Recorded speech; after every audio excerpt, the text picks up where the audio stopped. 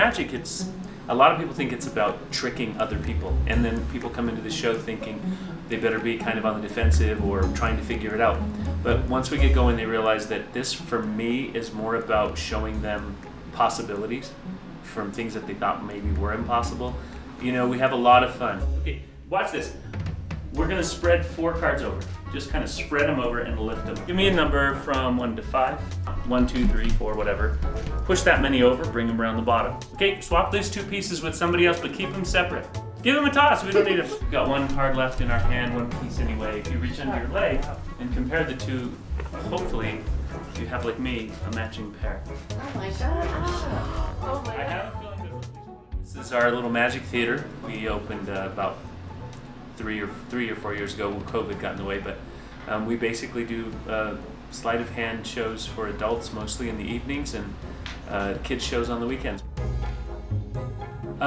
I started doing magic when I was really young. I was probably 5, 6 years old playing around with it. I got a little more serious, started reading some books on it before I was about 10.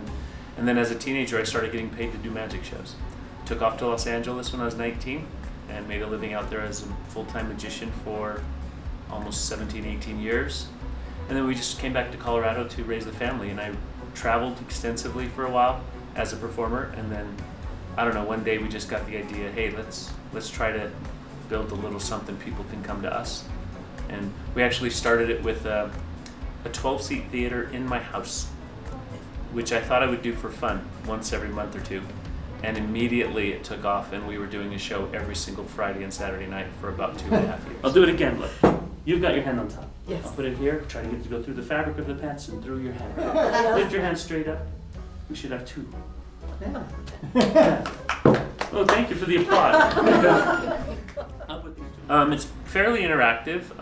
I do what's called close-up magic. So it's a bit different than if you go to see a show in Vegas where they've got all these big boxes and you're kind of distant from it, disconnected from it. This is very interactive. I interact with the audience a lot. They pick cards and I tell them what they are, and we do different things like that. And we just have fun.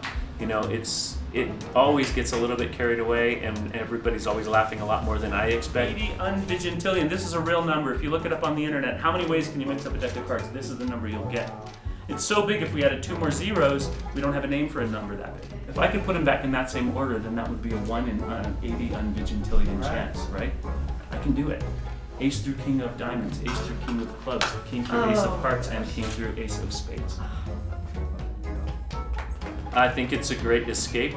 I hope that it can do what a good movie does for people.